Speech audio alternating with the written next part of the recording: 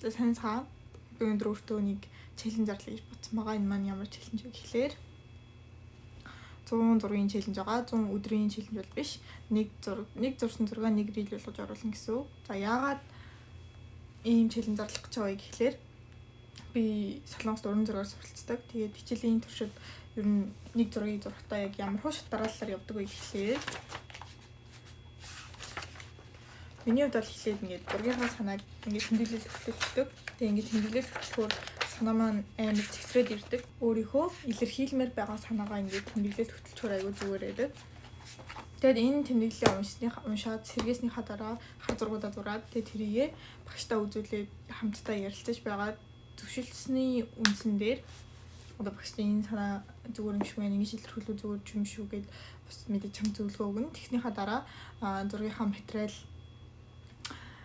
арга барил бодог идрээ ингээ ярилцсаар байгаа. Семестрийн туршид нь бол ингээд нэг хичээл дээр нэгээс хоёр шиг зураг зурдаг.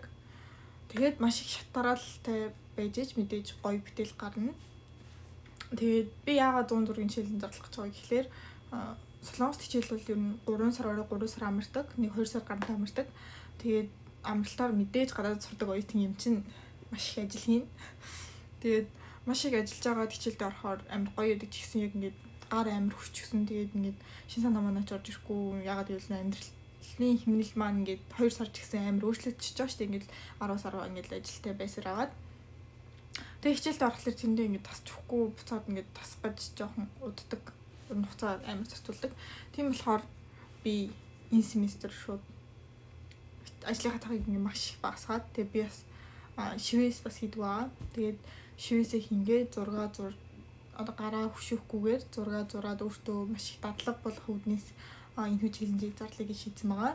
Тэгээд энэ челленж маань бол мэдээж ийм шат дараалал явахгүй арай хөнгөн жижиг сайттай хөнгөн жоохон амархан зургууд бол зурх болно. Тэгээд аль болох усан будаг акриликтэй ойл ч юм уу ингээд олон төрлийн материал ашиглая гэж зорих байгаа. Усан будаг ихээр ашиглаж магадгүй. Ер нь усан будаг амар дуртай. Гэтэ ер нь усан будаг зураагүй бараг 4-5 жил болсон байхаа.